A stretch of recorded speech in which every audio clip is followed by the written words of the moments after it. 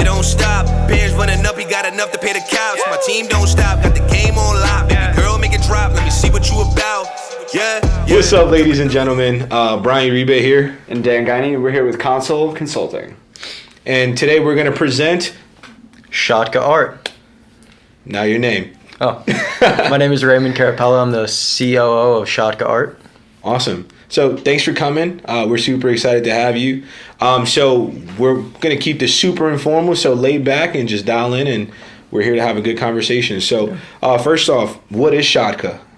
And before you lead with that, how do you spell it? You spell Shotca, S-H-O-T-C-A, Okay. Shotca. Okay. Shotca. Yeah. Awesome. Yeah. And what Shotca is, it's a platform for artists and buyers to come on, share artwork, and exchange artwork at the same time. Badass. Yeah. Awesome. So where are you in your development process? Right now, we are pre-beta. We developed our MVP, and we're looking to beta launch within the next month and a half. Nice. Awesome. For the listeners, can you define what an MVP is? MVP is most viable product. And what it is, it's what you're going to be offering to your consumers, the people who are going to be using your business. So Yeah. we've developed that, and we're getting ready to launch it. Yeah, and the goal for the listeners is market validation. That's the biggest thing. You got to make sure people actually want to buy your product and you're hitting it on the head. Absolutely. So how did you come up with the idea? Like, what was your inspiration behind it? Walk us through that. And yeah, even just to dive into that more, like, can you talk to the why of your product, right? Like, I'm sure it's a cool, outstanding money-making idea, but specifically why? Like, what type of service or solution are you providing? So I will have to start off with the story behind it and then dive more into the why, because the why is never the first thing that I feel a company kind of thinks about. I feel the why comes when you start to develop the plan a little bit more and the idea. Yeah. So the idea started with a friend of mine about 2 years ago who was an artist. Okay. And he had a manager down in Miami, but the manager was taking 50% of every piece he sold. So he has $6,000 pieces. His manager's walking away with $3,000. Must be nice. Yeah, right. But that's what the manager has to take when they own a gallery. They have a house they have to pay for. And our idea was, we're college students. 50% is a little greedy. You don't need to be taking that. This artist is trying to provide for himself. He needs to make his money. So we thought, let's be his manager, but only take 25%. So we could cut it in half and give the artist an incentive to want to work with us. So it started out, and he was very reluctant to work with us. He was like, I'm not very interested. My manager wouldn't be happy, and I don't really trust you guys yet. Okay. So we were like, completely understandable. We get it. We're young. We don't have this foot in the art door yet. But we sat back and we thought, why would we just stick with him when we could develop a platform that could partner with every single artist in the world and use this model with every single artist? From then, the idea started to develop, right? Okay. And we're like, cool, let's build a platform. We'll allow artists to come on, share their artwork, sell it directly through us. We'll take that smaller commission fee and we'll just cash in. But we're like, that's really not enough. We started to look into the art market itself. $65 billion market, but only 4% of that market is online. We thought, wait. There's a really big problem here. Why aren't people buying art online? Yeah. Sure. Right? Like Absolutely. Especially in today's day and age, you got people buying cars online. Yeah. If people are going to buy a $50,000 car online, why aren't they buying a $50,000 art piece? Yeah. Well, the barriers that come with it, right? So when somebody wants to buy an art piece, and this is where the why comes in, right? Because people see the issues with, I can't physically inspect this piece before purchasing it. I don't have the provenance, anything like that. There's not online security payments like you could buy a car online, right? It's very secure. They don't have that for the art market. So the why behind Shotca is provide a place where consumers, especially buying high-end pieces, can feel comfortable buying it. We want the people who come onto Shotca to feel the same confidence like they're walking into a gallery and buying it right there on the spot. Absolutely. Very cool. Yeah. All right, so that's the why behind it. And can you tell us a little bit about the team and who's involved? Yeah, absolutely. So my partner, CEO, co-founder, Jonathan, we met 2 years ago. He actually helped me start the idea. Both worked in finance, both very driven. He's a CEO because he's always like long term. This guy, he's a visionary. He's like, we wouldn't be where we are today and have developed all these ideas without him pushing us and being like, did you see this new technology? We got to find a way to implement this. We have to. So he's that whole visionary mindset behind the idea. Like, let's do this in 5 years. Like, we got to aim for this. Let's do it. So he does that. He keeps us all on track. I am Chief Operating Officer because my role is sort of like his counterpart, right? So there's a lot of things that he lacks. He's very visionary, right? We got to be here in 5 years. But if he were to explain it to people, he would be all over the place. Yeah. Not really. Got you. Yeah. But I'm very like, I don't want to say in a way I take shortcuts, but I'm very like cut clear to the point. So if he has a 5-year plan, I could be like, okay, we're going to do this, this, and this, and break it down as simple as possible for everybody else on our team. Okay. So we are CEO, COO. We started it, and then with us on the team is Anthony, Rush, and we actually just got an engineer on this past week, Kenny. Outstanding. So they are marketers in a sense. Like, they love marketing. That's their thing. Yeah. They love it. Social media, in person, banners, sales funnels, all of that. They love it. It's what they live for. Like, obviously, they get excited about this stuff. Yeah. So that's kind of, but obviously John and I kind of work with them because everything they do, it's obviously got to get approved by the whole entire core of a group. And we don't act as a vertical structure where it's like top management has the final say. We work as a team, as a unit. So although they haven't been here for 2 years, and Kenny's been here for a week, and we give him like a lot of say in things, like, because he is a smart guy. His input obviously matters within our organization. So if everything that kind of goes through all of us, it gets approved as a collective. So we all work very well together as a team. And I give everybody credit. Like, we would not be where we are without everybody working together on it. Absolutely. I think that's the biggest thing too, especially for young teams, is understanding that it's not just one person, right? Like, there's a lot of successful solopreneurs. They're not as common though, because you do need that infrastructure. And the successful solopreneurs, we're going to be successful either way. So you can put them with a team and they'll still succeed. They're just great and brilliant. But those people are not common, right? So having that understanding of, this is a team and we all need to see on the same page. All cogs have to be moving at the same pace, same tempo. And if it's not, we need to triage that as fast as possible. Absolutely. It's really critical. So I guess, my questions for you are, what are some of the challenges you're facing as a young organization, a young company? A young organization, I think there's, several things. There's going to be two I'll list at the end that are more, I feel every organization, especially in the startup phase, has these issues. But to start off, obviously being young, right? So I'd say the average age of our team is probably, I believe it's 21. So when you have a group of 21-year-olds, we're obviously not as well-versed in the business world, not necessarily, like, none of us have really started businesses before. Yeah. So in a way, it's taken 2 years to get off the ground because it's been a lot of learning and development. Obviously, we couldn't launch it and then it'd just take off because we're still young. We don't know everything we need to know. Absolutely. So being young has been obviously one big impediment for us, but we're learning, we're growing as it goes. We have a great handful of advisors, consultants like you guys who've just really helped us develop our minds and get ready to keep moving forward. Yeah.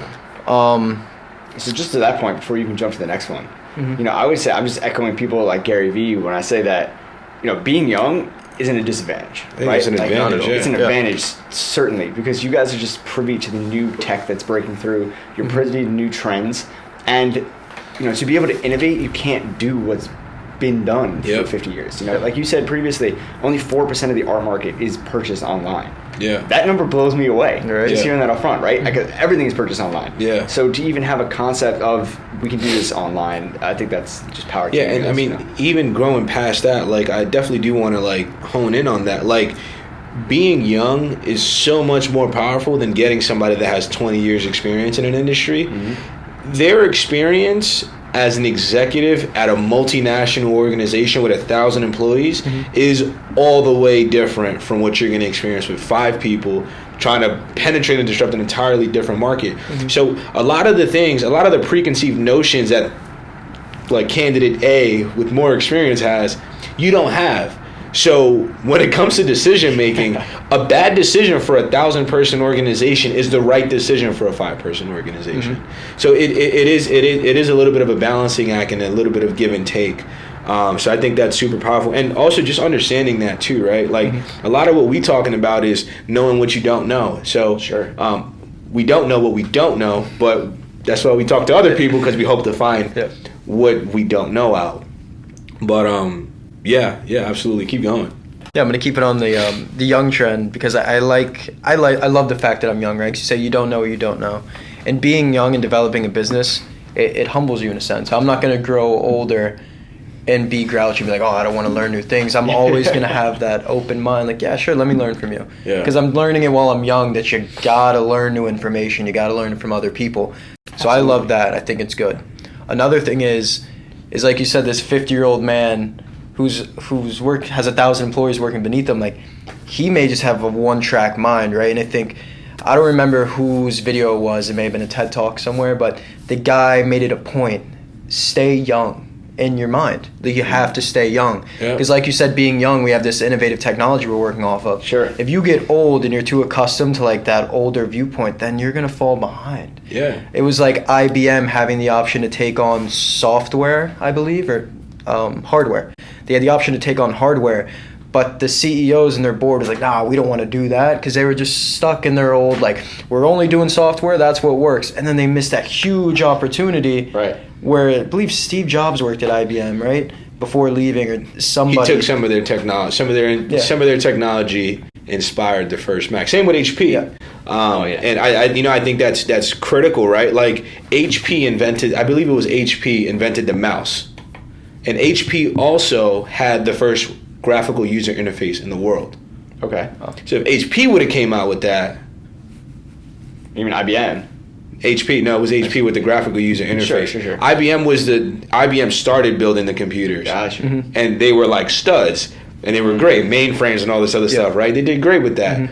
Same thing with, like, when you look at like Google versus Yahoo. Like, Yahoo had the opportunity to buy Google. Didn't. Blockbuster and Netflix. 100%. So it's looking at some of these things and like looking at how you could approach disruption. That's the biggest thing to just maintain competitive. I think that the biggest thing I try to practice, and this is going to sound kind of nuts, but I actually try to live by this. I like putting myself in uncomfortable situations. Like, at least once every other week, I'm like, all right, fuck, man, this is nuts. Can't verify. It's like, oh, this is kind of nuts. Am I really doing this? And then it like, all right, you shoot your shot and you typically find success. Because the thing is, too, is most people aren't actually putting in the work. And like, I have this whole concept, and I guess now's a good time to share it, but I feel like it's like struggle porn. Like, we liked, it's like struggle porn, man. Trademark. Trademark. It is, dude. It's like, oh yeah, like, I'm a starving artist. Like, no, bro, go get paid. Like, you can get paid. You can get paid. Absolutely. Put the work in. Yeah, absolutely. Oh, I don't want to put the work in. I want to watch all these videos of these people doing it. It's like we were talking about it earlier. You actually weren't there. I was talking to this girl earlier, and from our last video, and I was telling her how people go on Twitch and they, like, the kids watch people play video games. And I'm looking at my nephew 3 hours on his iPad, and I don't understand it. I want to get on it. I want to kill some of these kids. Not act like in the game. I got you. You got to be sensitive now. No, but that's what I'm saying. Like, I think that's really necessary. What do you foresee your biggest challenges being moving forward as an organization? Two big things that I feel every startup, every company has these issues. Capital being one. You need capital to move forward, and sales. Sales generating capital, whether you're going to reinvest it or just pay out. So I feel like moving forward, those are the two biggest issues. That was a very interesting answer. Just to like break it down a little bit, right? Like, so capital is certainly a challenge. I would agree, but I don't know if capital is your biggest challenge, right? I think, and tell me, like, this is how I feel. Tell me what you think of it. I think capital and sales come from your innovation, right? So I think it's more of a proposition problem in that you have to position this solution that you've come up with, right? Because clearly you have a really innovative product.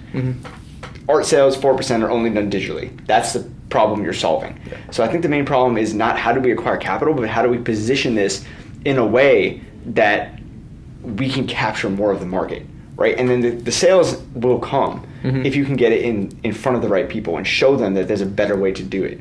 Absolutely. Does that make sense? Is there a clear distinction there? That makes a lot of sense. Like, so, I forget, we're at Iona College right now, and I have a professor one time who's since passed, but he had a really interesting point in my entrepreneurial class where he said, I don't know why all these kids keep coming to me telling me that they need money. He says the most successful people... we're good? All right. The most successful people that he knows start businesses without any money. Yeah. Right? And the reason they do that is because they're solving problems. So they identify the problem that needs to be solved and then position themselves to facilitate that solution. And when they do that, they find all of the money that they could possibly need because everyone wants to get in on it at that point. Right? You hit the early adapters. Like, sure, you need a little capital to make sure you eat and to make sure that you have housing and make sure you have access to the resources you need to further the business. But as soon as you capture those early adapters, it's going to spiral and you're going to acquire more capital than you initially know what to do with. Yeah. And I'd also want to challenge you too, right? So you have an interesting sales model where there is, in our last conversation, you do have the opportunity to have more established revenue streams. I'll position it that way off of our last conversation. So any organization that has the ability to do customer-facing sales, and I'm not talking so your challenge isn't to get a firm that's going to buy a ton of art, right? No. Your challenge is getting Dan and I to buy art, Right. Yes. Through your platform. and then everybody else that we know. So I'd kind of challenge you to kind of rethink that. And I understand, no sales experience, it is difficult. But capital doesn't come unless you have revenue, typically. Yeah, absolutely. And capital also doesn't come if you don't have any traction. So one of those has to come in one way or another. But your product/service is so unique that you're in a really interesting place where you could legitimately never have to raise capital. Yeah, you're absolutely right. But you got to be an animal. You got to get a stud. Yeah, you got to get a stud salesperson in there. Oh yeah. You got to get some really consistent sales strategy, and it's got to be all hands on deck. I mean, you, the marketer, the CEO, everybody, Absolutely. but the engineers got to be calling Totally. people. This is a 0 to 1, pretty much, really. Yeah. But you guys are bringing to market. This is not something other people are doing that I've seen. I mean, I haven't done It's the not market prevalent. research for it. It's not prevalent if it's there. Could I just ask you to jump back on those two topics you said initially? What were the two main barriers you identified? Physical inspection Physical of inspection. the piece and authenticity/provenance. And authenticity. Would you be able to talk to a couple of solutions you thought surrounding those? Absolutely. To dive in depth with it, now you said don't obviously expose. Yeah, don't expose any intellectual you don't have to property. give your Yeah, IP or don't give no unique processes. You don't have to give But up if the it's a sauce. generic, something you could. Yeah, so for the if there's salt in there, you can talk about the salt. Don't talk about the paprika. absolutely. So I'll break down. I'll break Like down. that. So Good the stuff. basic, Adobo and then- the basic of how we're solving the issue, but I'm not going to explain how Sure. we're doing it. So augmented reality, Okay. very prevalent. It's coming out. A lot of people are Very starting cool. to use it. A lot of companies, but no art company. There's several art companies who've tried to do it, but obviously they kind of run into issues with it, working with their user interfaces in a clean way. So augmented reality, big one to solve the physical inspection part of it. So if you are a collector and you see this $5,000 piece, you're ready to add it to your collection, you see it on our app, but you know what? You don't really know what it's going to look like in your home, in your collection itself. You could walk in, pull out your phone, click on that piece and put it right on your wall in real time. They can walk around and be like, you know what? Yep, this is perfect. I absolutely want this piece. It looks perfect in my house. It goes perfect with my collection. Boom, he purchases it right there. So he just saw it right there from his phone. He saw what it looked like without having to be there. The second one, provenance and authenticity. Again, not going to go into detail. Giving up the sauce. Blockchain. And no, not Bitcoin. You're not selling art with Bitcoin, although we can. We're using blockchain technology at its core of what blockchain is for to provide an authenticated certificate for each art piece. So anytime an artist were to come on, it would be validated onto the blockchain, and it would be securely put there. Outstanding. Yeah, that I was wondering if you were going to go that way, and I think it's really innovative that you are. Very cool. Thank you.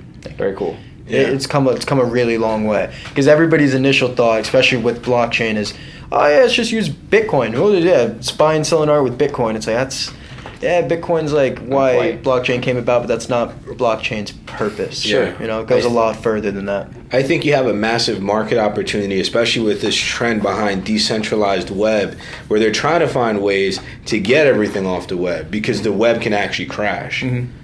Like that happened 2 years ago. I think 60% of the internet wasn't accessible in the Northeast. Right. So when you see statistics like that, a lot of that is because of technical debt. Mm-hmm. So in other words, technical debt being all the old infrastructure that was put there first, and then everything you build on top of that at a later date. Mm-hmm. So yeah. Very cool. Now, if we circle it back around, that was an excellent answer to the question. I think that's really brilliant what you guys are doing on those 2 points and solving 2 key issues. Can we talk about how you're telling people you're doing this? So we try not to overwhelm people with the whole technology, because let's be real, when you're trying to market a product, in a sense, nobody really cares. Nobody cares, oh, they're using augmented reality, oh, they're using blockchain. Our consumers don't care about that. They just want to get on and be like, oh, this is awesome. Oh, wait, but they do this too? That's great. So the way we try to explain is not, oh, we're using this technology, but we have the best user interface. You could come on and it'll feel like you are in a gallery or you're managing your own portfolio as an artist. So the way we get them on is this will be the most seamless platform you could come on and use as an artist, and the easiest way to sell your artwork. And for a collector, this is the best marketplace you could come and buy artwork. Yeah. Hands down. So you're really facilitating a B2B and a B2C conversation. Yes. Right, at the same time, Mm-hmm. simultaneously attracting both artists to come in and clients to come and purchase. Mm-hmm. Are you wholesaling that? Is it going to be like a one-to-one conversation with the artists, or how are you planning on reaching the artists? Like us obtaining the artists? Sure. So it started out before even developing a platform. We knew, in a way, we started as a media company, right? We knew we needed to build up our artist base before being like, okay, let's build the beta. Because if we did that, we would have nobody on the beta, right? Absolutely. So what we did is reached out through social medias, went to art fairs, and just talked word of mouth with these artists, like, oh, we got this really great idea we're building, but we need artists first, and we would really just love to share your work on our social medias and get you that extra exposure that you don't have through your social media or through this art fair. Okay. And through that process, we've gained about 100 global artists just in about a year and a half, and we haven't been doing as much recruiting as of late, just through word of mouth and be like, oh, come jump on the platform. And we know once the beta launches that all those artists, they're like, you got to check out this platform that they launch. This is sick. And they'll start spreading it to all their friends, and it'll be like a web of just conversating about it. Have you quantified what your total reach is? So you have 100 artists. Mm-hmm. 100 artists have at least 100 pages. A lot of these guys will probably have multiple pages, right? So what would be your total reach if you just got these guys to act as influencers at no cost? Mm-hmm. Because at that point in time, it becomes a totally different conversation. Mm-hmm. Whereas I got 100,000 people, yo, check out Shotca. Yeah. Right. Beta just came out. Mm-hmm. Try it out. I got a piece up there. It's exclusive. And I'd even challenge you to consider dude, what about a discount? Yo, post this. You post this, bro, 10%, bro. Mm-hmm. Have at it. Absolutely. Have at it and just get the volume going. Because that's what you need. You need some early success. You're right. So have you had a time to quantify that? Because your customer base right now isn't as direct, which we've had this conversation before. I would drive you to try to get as many emails and as much of a direct emotional conversation with relationship with your clients or your audience. But have you quantified that yet?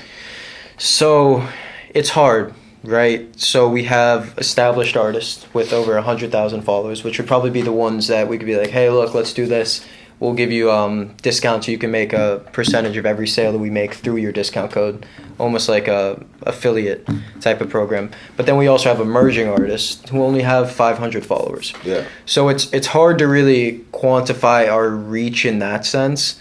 But we do have some artists that have 100,000 followers, 50,000 followers, who could really be that early success if they love the platform, which they will love the platform, because looking at all the competition, it's like our platform just blows them out of the water. Yeah. So we get these artists on and they love it. We can be like, hey, yeah, just give us a quick little shout out. You can get 10% of every piece that sells, every print that sells, and we can keep moving forward from there. And then right there, it's an extra 150,000 just off of 2 artists alone. Absolutely, yeah, that's solid. I would definitely tell you to think through that, because think through what your total reach is too, because that's the other thing that you need to understand, right? It's something that's not talked about a lot, and we spoke about this in our last video. Is network effects. Network effects is a concept of. So I have my personal Instagram has like 600 followers. My business Instagram has close to 2,000 or 1,500, but then my business Facebook page has close to 3,000, and my personal, so like it all adds up. So I have my own little network that I could spool into and say, hey guys, check this out. But as soon as I tap into Dan's, if I get an average 10% conversion rate, and Dan has a bigger network or a smaller network, I just need one of Dan's people to say like, hey. Oh yeah. Right? Like, and that's how you get virality, is understanding network effects. So having a way to quantify that and say, we have the potential of reaching X amount of people.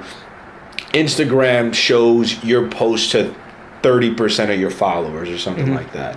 Like their whole algorithms change. So having that information and be like, hey, like to an investor, I'd be like, so how many people you got? I got 5,000. Okay, cool. That's it? Where you got them? Instagram? You know how I feel about Instagram. Be like, so it's only 30% realistically of that 5,000. And you may convert 10%. Yeah. Maybe. Right? Versus like, okay, well, we have 100 artists. We have established agreements with these artists that in the event that they do act as influencers, we'll give them a coupon code. And we'll actually help them track conversion. Because that's what artists are really fighting for now, is understanding like, hey, what am I worth? What's my brand worth? How many eyes am I getting? Because they can't see that. Yeah. Right? You're right. They can only see what Instagram shows them. They don't see the link clicks and what they do for other third-party metrics. Yeah, the metrics. But that does help them a lot. It does. It's almost like not even just like the artist, but you see it so much. I'm a fitness nut, right? Sure. Like before developing or going into art, I was wanting to start a fitness brand and do all that. And there's so many fitness influencers now that do that. Sure. Where the supplement companies are like, yeah, use the coupon code, get 15% off, and then that. There's a lot more prettier ones too, so. Yeah. Yeah. But so taking that same model and you can apply it into artists, which nobody has done yet. You don't see artists being like, use my coupon code at this company. Like, you don't see it. So in a sense, we kind of want to be the first one to make art really relevant in this day and age. I feel like it's so big. You know, you listen to songs about Jay-Z, like Jay-Z's songs. You know how many times he mentions art in his songs? Absolutely. Yeah. So many times. I think Magna Carta Holy Grail, he spoke about like 60 pieces or something. They did like a whole piece on him. Yeah. On that one album, dude. That's wild. Yeah, he had the song, I think, maybe a song on that album called Picasso or something. Yeah, it was Picasso just about Baby art. or something. Yeah, I forgot it was just about art. Like, that was it. But still, like, nobody's been like, hey, let's just try to find a way to get the youth, that millennial age group, to appreciate art and get them to want to buy it all the time. I think they already appreciate it. I think it's ignorance towards it. They just don't understand it, or they just don't have access to it, right? Because where we're at as a society right now, there's so much going on. We have exposure to so much. So there's a lot of stimulus going on. I don't know if the arts are a big push. Music is super prevalent now. Absolutely. It's probably the biggest it's ever been as an industry, but also from a social impact perspective. Yeah. So like people are like kind of getting in tune, and technology is making it more accessible for people to create art, to create music. I think it'd be really interesting to see how you could educate the consumer and thinking through like some of those nuances, right? Like, why is the Mona Lisa so impactful? Yeah. Why was Starry Night such an amazing piece? What was revolutionary about it? It looks like a bunch of squiggles, right? That's what most people say. Mona Lisa looks like a woman, and she's not even that attractive. But like understanding the theory behind it, Savage. well, I've seen it in person. Like, she's really not that pretty, but no, but like, and it's. I appreciate it, and I understand why it's so amazing. But I think like people just don't understand that it's not prevalent. Like in the 70s and 80s when our parents were in school, they probably learned about art way more than we did. Yeah. It was much more of a focal point. And I 100% agree, and brings up a great example that I had not too long ago, probably about a month and a half ago, and I was working on a project, and it was it's called anchoring. So you put, I'm not going to go into it, it's called anchoring, where you set a value to something. It's behavioral economics. And absolutely, you get people to like guess lower or higher based on like the anchor that you put. And I use art. Obviously, I own an art company. So I wanted to see the arbitrary value that people thought behind these art pieces. So I picked one that was valued at $14,000, and I obviously asked my close friend circle first because they were just the easiest participants with it, and nobody was willing to pay the price that it was set at. And asking why, and they're all like, "Oh, I don't like art. I don't appreciate it." And I had to sit there and explain to them where the value was held within this piece. That this artist has been selling pieces for 20 years. And he hasn't shown these pieces to the world yet. Like, this is a piece that's exclusive to us. He's never shown it to somebody before. But when somebody who's not educated on it, they don't know that. They have no idea that this artist has been selling pieces that are this expensive and people buy it. Yep. But also that this is a piece that nobody's ever seen before. Absolutely. It would be like John Michael Basquiat having a piece, him dying, nobody even knowing it's a thing, and then it coming out into the market like 40 years later, and if it's just being worth like $250 million. Yeah. That's what it's equivalent to. Yeah. And trying to get people to understand that, and also understand, you may not like art now, but let me know what you feel whenever you buy your first apartment or house and you walk in, you're like, wow, I have nothing on my walls. Sure. Yeah. What am I supposed to do now? Yeah. Like, I also think the other thing too is access, right? Like a $14,000 piece of art is not accessible absolutely to 90-something% of the U.S. population. Do you at have all minimums and maximums you guys are looking to employ? Well, no, because then we put a barrier on ourselves. Okay. Right? So here's how we go about this. So that $14,000 piece, right? We've licensed this artist's work. So say somebody did like that $14,000 piece, but they don't have $14,000. They're not in that 90%. They could then get a cheaper gallery quality reproduction for, I believe we actually just found a new distributor for these reproductions and manufacturer. We cut our prices significantly. So now you could get it for, I believe... We like that. I like that a lot. Like, literally, this is very smart. They cut it. So we're originally selling them for $250. We're now selling them for $120. The same quality and the same size. We just cut the price significantly. So you can now buy this $14,000 piece, a limited edition, for $150. Yeah. So if you love it and can't afford it, well, congratulations. We just got you a Have you heard cheaper of, reproduction. I think it's called like Yellow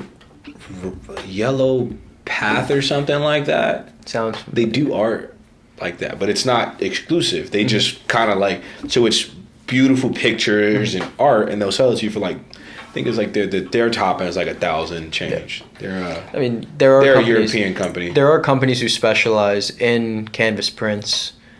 You see them all over now. You got Paddle8, Iconic's one of them.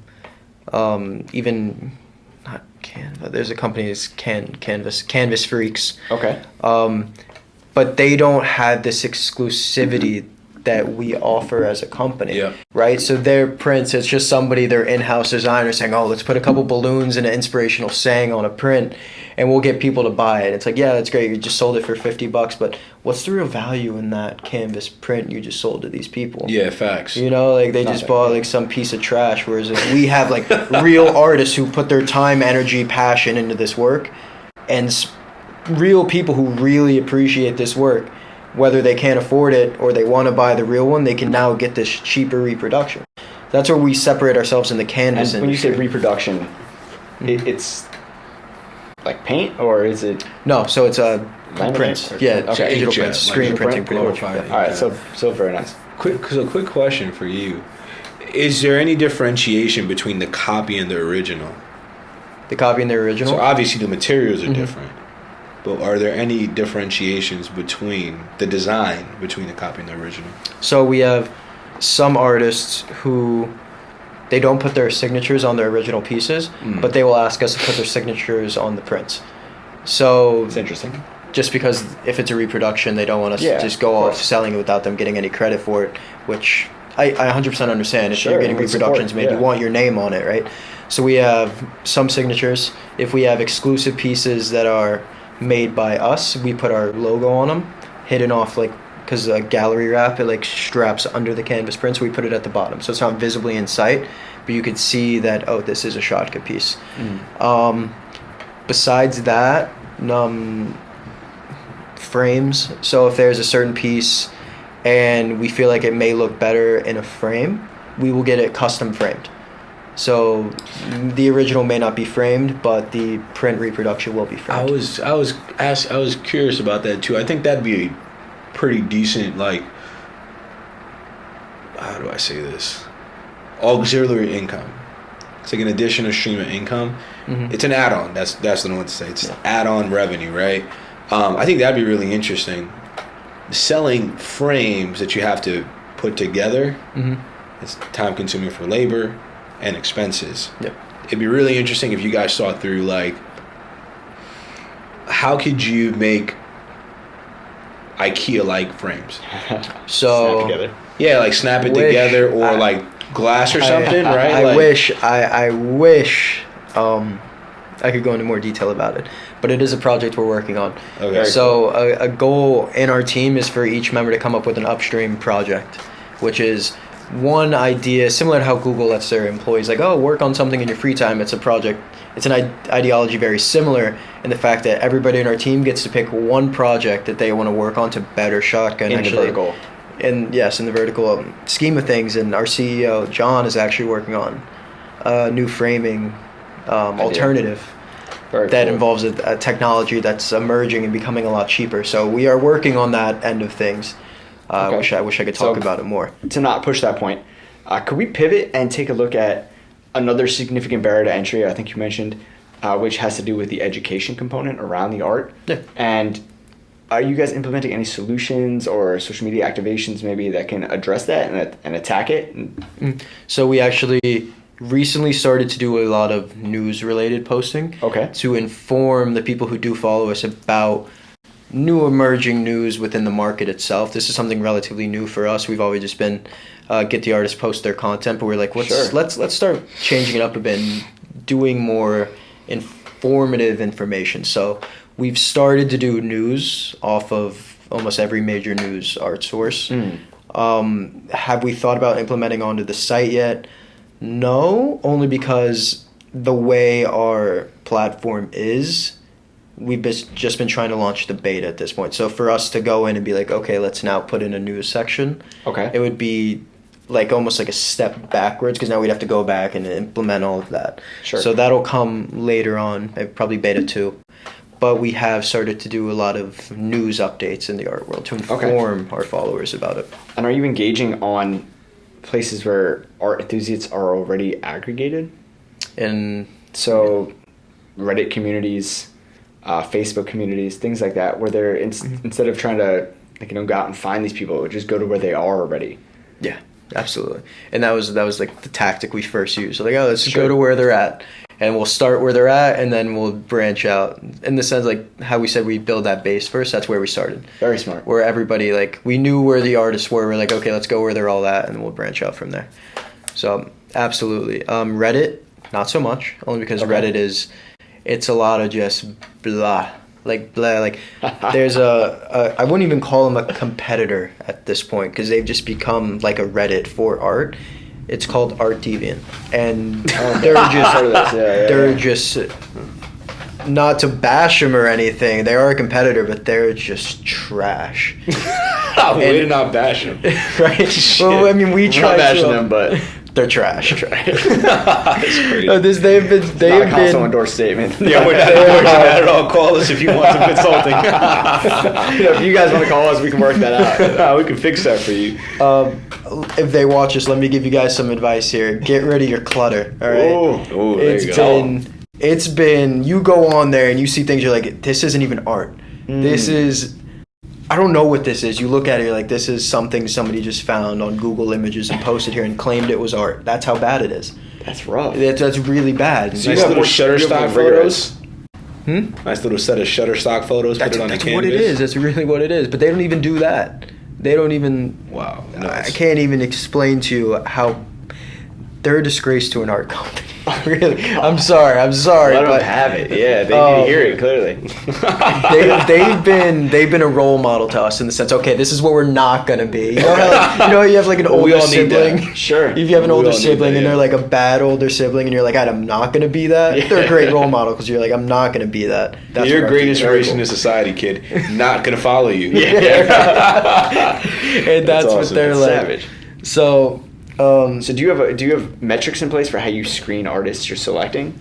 Because I assume, and correct me if I'm wrong, you want to scale this, right? You don't want 100 artists, you want 100,000 artists. Yeah. With content up there. So the model is now we have a curator in-house. That artist actually tying it all back to the beginning, right? Okay. So that artist that we first like modeled the idea after, he's like our consultant in a way, and he's Very like, yeah, this cool. piece is good, this piece is good. Like put them all in there. So we have our own curation team. You have some quality control. Outstanding. Exactly. So we don't want just any piece. Like we don't want like some. Like I said, how art Like a $5 pencil scribble on Right. a napkin. Right? However, if it was we Picasso. do. No. We actually have an artist who he drew something on a blank piece of paper, a Mac Miller piece, right? And we're like, okay, this isn't gonna work well on a canvas, but here's what we're gonna do. We're gonna put it on a wood panel.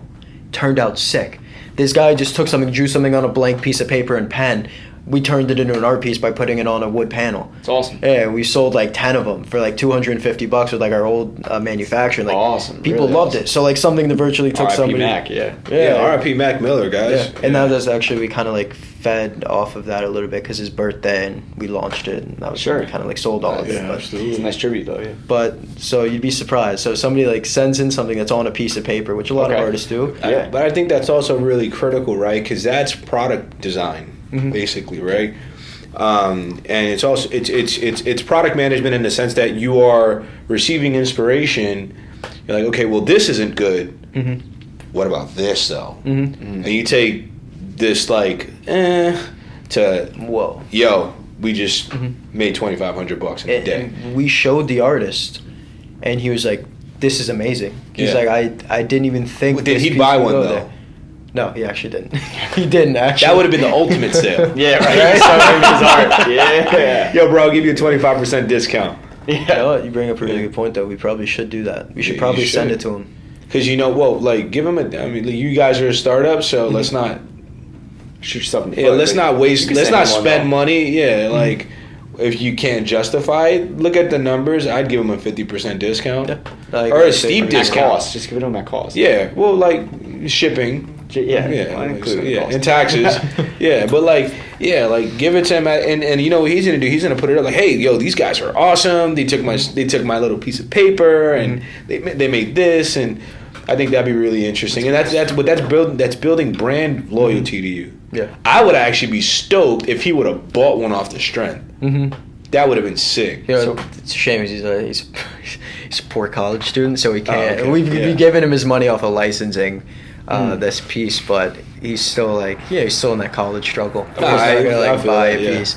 So if we were gonna take her out, it'd be to pay for it at cost, Yeah. and then just give it to him, Yeah. which we've done actually, because we have an artist who did a design of a really good friend of mine who's a fitness influencer. Yep. He has 40,000 followers.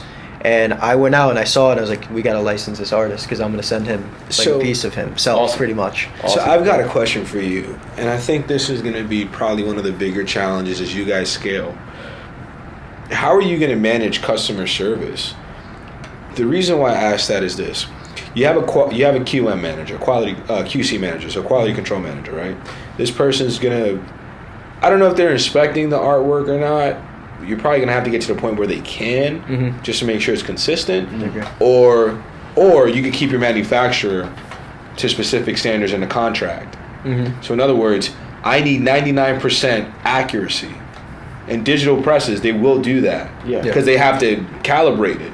It's an expensive machine, but your work is worth way more to them than them having to spend an hour making sure the device is calibrated. I would think through that, but what happens when somebody, and I don't need an answer right now, just a thought. What happens when somebody buys an art piece, says this doesn't look like what I have on my screen?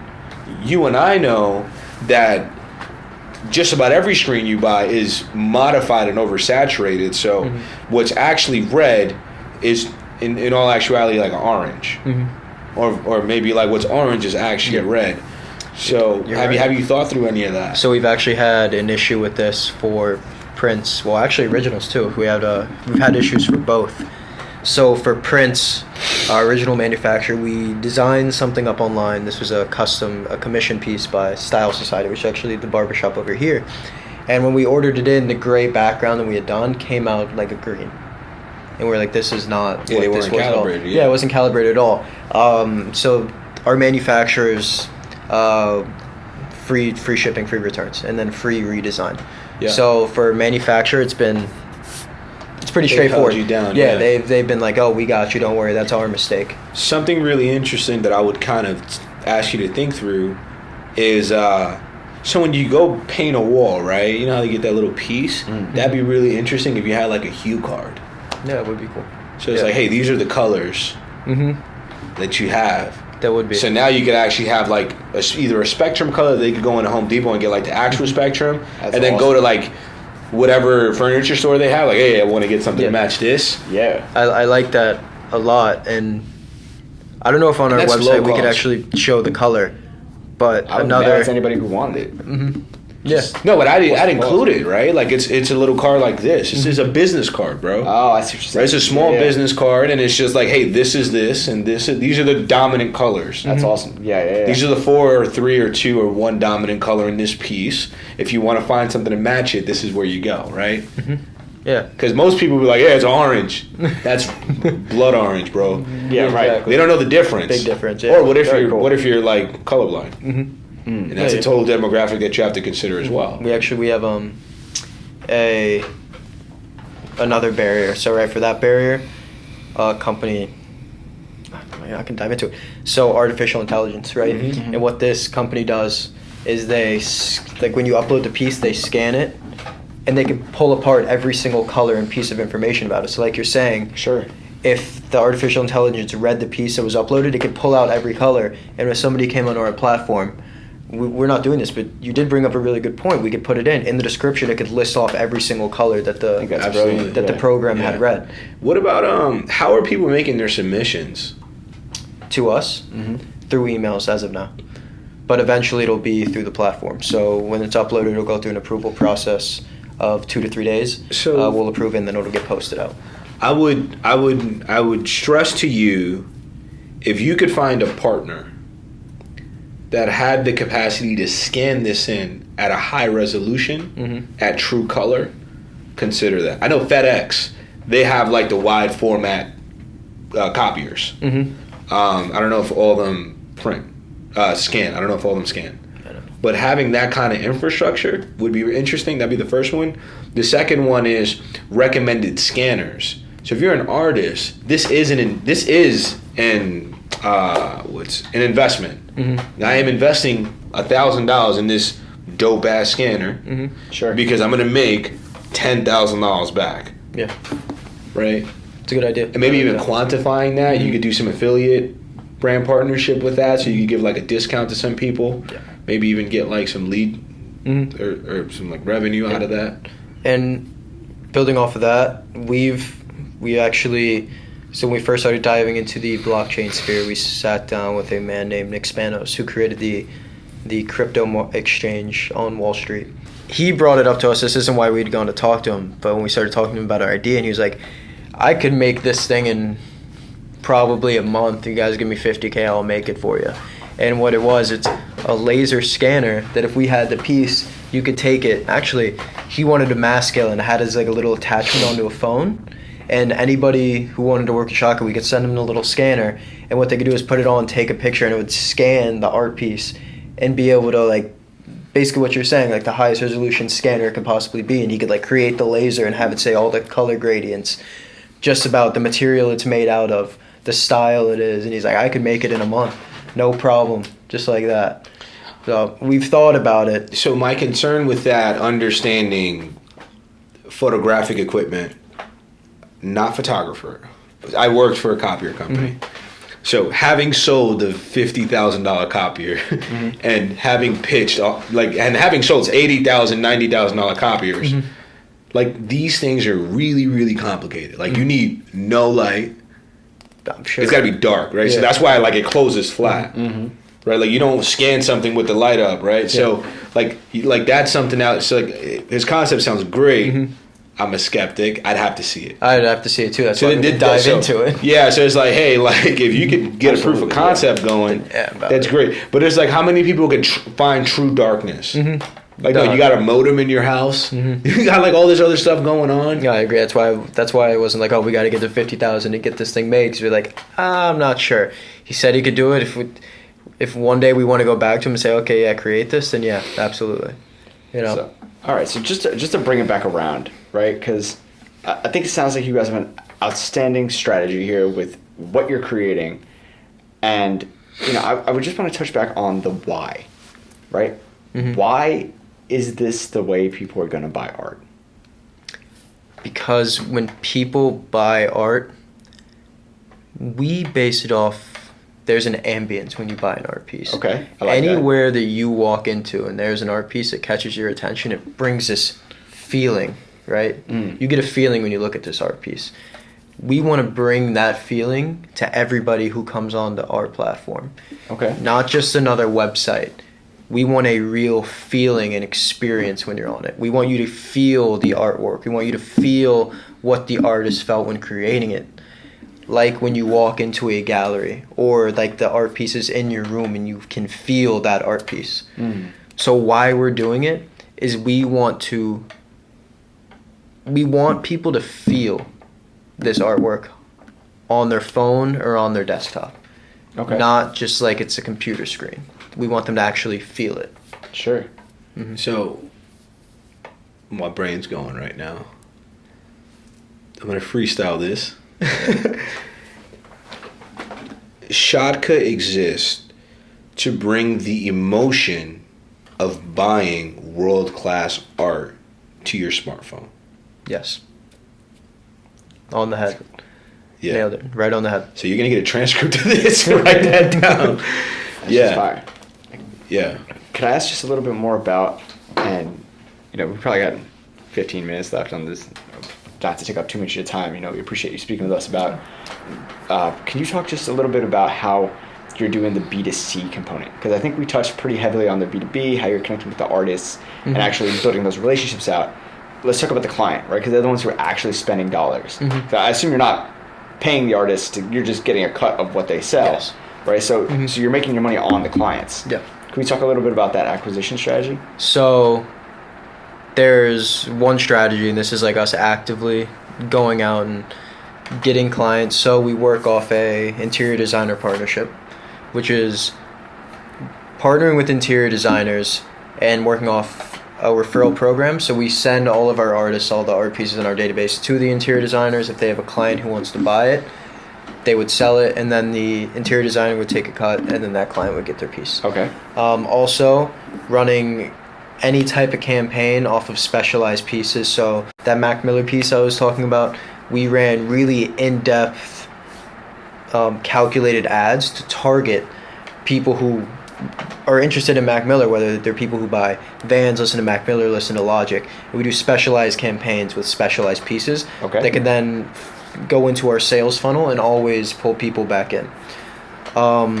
So those are kind of like the two specialized advertising and marketing, and then partnerships with interior designers. And Brian had actually brought up previously the last time we had spoke about real estate agents as well, which my partner's actually down in Miami right now working with a real estate agent who sells $1 million homes. And funny enough, Guess where he sells them? Off of Sotheby's.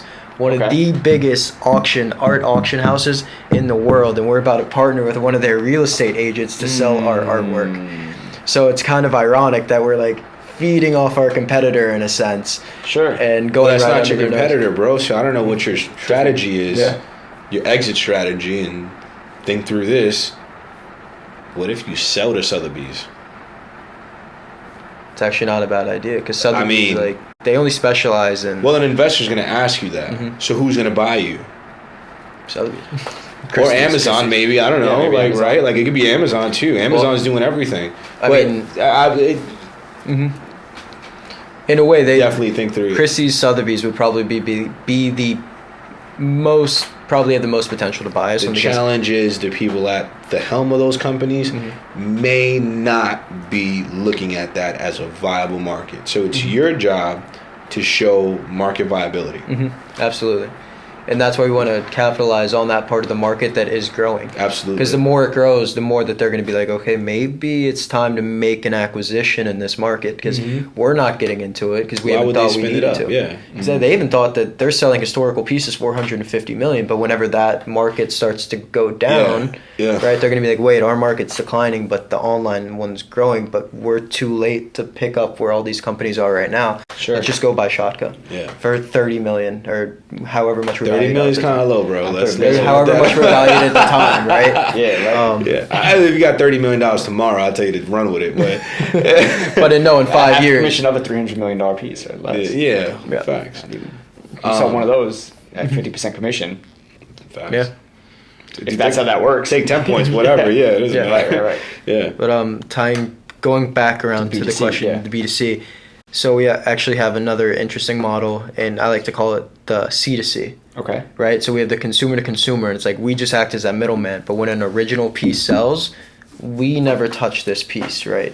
So the artist who has this original would just take it and ship it straight to the buyer. That way we have no liability of, okay, we now have this $10,000 piece, but what if we get it and as we're transporting it, we break it? Then it's just a cost. We have to pay for insurance all the time. Massive insurance. Massive insurance. In our leasing agreements, the facilities, the restaurants, or the corporate offices that lease our pieces have to have it insured up to $1 million. That's insane. And we don't want to have that. So we operate off the consumer to consumer model where the artist would just ship it and to make sure that like it is this piece, right? Because a lot of people ask, like, well, how are you going to make sure that the artist is actually shipping the piece? Right. So 20% gets released upon shipping. So when the piece is purchased, 20% of what the person paid gets to the artist. The rest sits in an escrow account. When the piece is delivered and the piece is validated to be okay by the buyer, like, yeah, this is good, the remaining percent would get released. So it's like that security of like, yeah, okay, now there's not an issue of this is the wrong piece, this is Okay. an issue. I think the biggest thing that I would kind of invite you to think through is C2C isn't necessarily known as C2C. That's called the marketplace. And marketplace for business people is pornography. They love it. Like, because guess what happens? The more people you get, the more money that's spent. Yeah. I'd also challenge you to think through referrals. Like, so, hey, you bought a $250 piece. Your buddy goes and buys a $250 piece. I'll give you $25, and I'm gonna give him $25. Yeah, yeah, it's a good idea. I would also challenge you to think through that 20% release component again. Just because from a liability standpoint now, say they ship the piece, they get their 20%, which let's just say it's a $1,000 piece just for like easy numbers, right? Yeah. Now you release that $200. Now they swear it was shipped. And now it's received or not received. What happens there? And then also say it's received and it's damaged. Now you have to work out the logistics of first acquiring back that $200 and then redistributing it back to the buyer. You know, I would. Maybe you can explain on it. What kind of benefit are you seeing by releasing the money before verification has occurred? So the idea behind it is shipping the piece itself can become expensive. Like if you have a big sculpture, we ran into a situation where the shipping on the piece was $200. Okay. Right? So like obviously we have to release a little bit of money for them to pay for their own shipping, get it all sent out. The way we set up shipping, so it's all insured up to the value of the piece. We have Sure. that set up with our with USPS, who Okay. insures our pieces. Yeah. So the 20% is released to pay for the shipping, also have the insurance covered.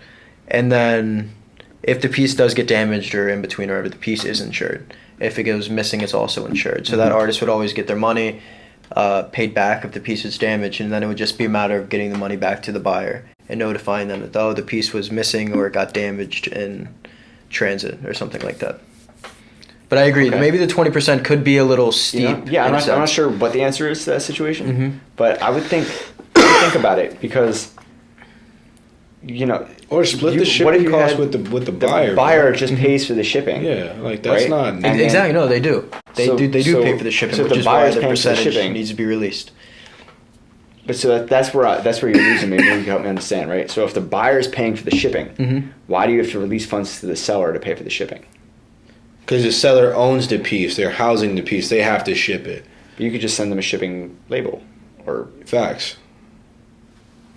Facts. Well, Yeah, actually, yeah, you're right. boxing and other stuff, but you could definitely think through that. Yeah. no. Well, it's just I like would just challenge you to explore that option. I can see down the line that becoming an issue. Yeah. Where if it's like, the money's spent. I don't know where it's. Like if the money is spent before there's an issue, and like obviously it's not going to be a big deal for $1,000 piece for this $200 that was released. That's fine. Yeah. But if you start selling $50,000, $100,000, $200,000 pieces, now that you're talking about like $40,000 that's on the table, and you have to reclaim that. you want to know what it's also an issue of? So when we sold one of our first originals, the artist didn't feel comfortable shipping the piece without having their money first. Because they were like, oh, what if I ship the piece, I don't get the money, and then you guys never give me the money, or the person never pays. So I would say look at what eBay's done with their buyer protection. So you, in other words, you're operating an escrow account. You release the funds once confirmation has been given. yeah, I would challenge you to say, why is it different from us over eBay? You can't sell it on eBay. yeah. I don't think Etsy's going to work for you either. And just kind of education around that. Okay, Yeah. absolutely. I definitely cut you off, but I apologize. I just thought that Yeah. like I just thought It's a good model. eBay.